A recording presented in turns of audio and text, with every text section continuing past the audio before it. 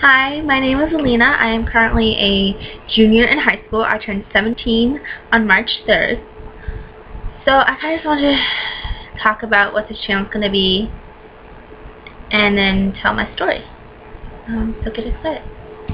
This channel is going to be kind of about depression and self-harm kind of stuff, and tough stuff, depression, self-harm, suicide, that kind of stuff. It's going to focus all on that. So if that's going to be triggering to you, or you don't like that, whatever your reason may be, leave now. Okay, I'll give you 3 seconds. 51, 52, 43. Okay, now we're going to continue. So this is my story. I started self-harming October of 2010. Why? Well, it's a story. I'll tell the story, I guess. I'm just going to do the timeline, I guess, of, my self-harm, depression, where I am now. Before then, I was depressed, I was starting to get those feelings of, not happy where I was. Not many people really know this, that was, I thought, what was the point? Why am I doing this? Why am I fighting my depression? Why? I was wondering, why am I here? Why can't I just leave this earth? Why am I here? And so then, a lot of it's because my stepdad, he still is kind of very verbally and emotionally abusive. So, that kind of stuff. And he would always tell me, you're so stupid, you're so blah blah blah, you're ugly, and, that kind of stuff. And so then, Halloween, I have some issues with my friends. Like, I often feel like, oh, are they really my friends? Do I have friends? That kind of stuff. But on Halloween, I was feeling good. I was out with my friends. I was the first good mood in a long time. I was so happy that night. And then I got home. And it all went downhill from there. I got home and first words was, how was your night? How were you feeling? There was candy in the computer room. And I was like, I didn't eat candy in the computer room, because I didn't. And I'll fight that till today. I did not eat candy in the computer room.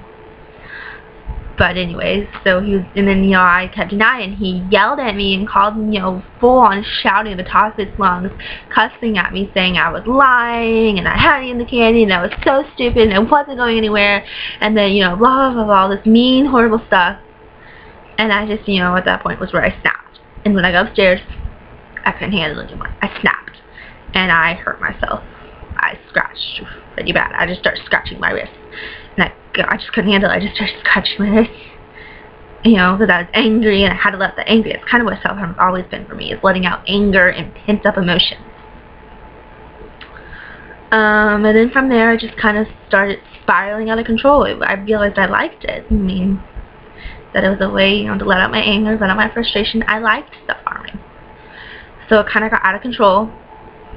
And then in December, I told my mom. I wrote her a note because I knew it was going to be out of control, and I didn't like it. I don't want to be like this. And so she took me to my counselor, and I still talk to her a lot sometimes, and I kind of, she helps a lot. From then on, it's just kind of been a constant battle with self-harm, wanting to really bad. And then at the beginning of the school year, kind of toward the beginning, I don't have an exact date or month for you guys, I'm sorry. September-ish, I guess we'll say, maybe a little later. Toward the beginning of the school year. Picture your magical school year. Toward the beginning, I tried to kill myself. I was feeling alone. There's been a lot of things with my depression, fights with my friends, kind of stuff, and I was just feeling alone. Like, I had no friends, and I was just like, I'm done. And I just took a bunch of pills. I just took like a handful of Tylenol PM, stuff that puts you to sleep because I have insomnia problems, so that helped me put me to sleep.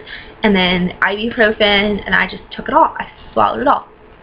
And then I wrote my note, and I went downstairs, and I hugged my mom and said goodnight. Didn't act like any different night. And I hugged her, and then I wrote a note saying I was sorry, and it wasn't my mom's fault, and I love my mom. Sorry, this is a little hard to talk about. And then I went up here and I laid in my bed and I fell asleep. And I was honest to God expecting not to wake up the next morning. And then when I did wake up the next morning, I was kind of like, I don't know what I felt. I was just kind of like, oh, I'm awake. What? I felt sick for the next couple of days, and I was worried, you know, what had I done to my body, because I was starting to regret it. Like, wait a second, no, I didn't want this. This is bad. No, no, no. And so I ended up telling my mom because I was scared. I was scared that I was going to, like, die a slow, painful death. I didn't want slow and painful. I wanted quick and fast. That's why I took pills. So, I mean, that was kind of it. And that kind of ended that way. Nothing happened. I didn't take enough to do any damage. If I kept doing that, it's going to kill my liver. But I didn't take enough to kill myself. I don't know. Start going back to my counselor again. I'm at home. So yeah. That's my story.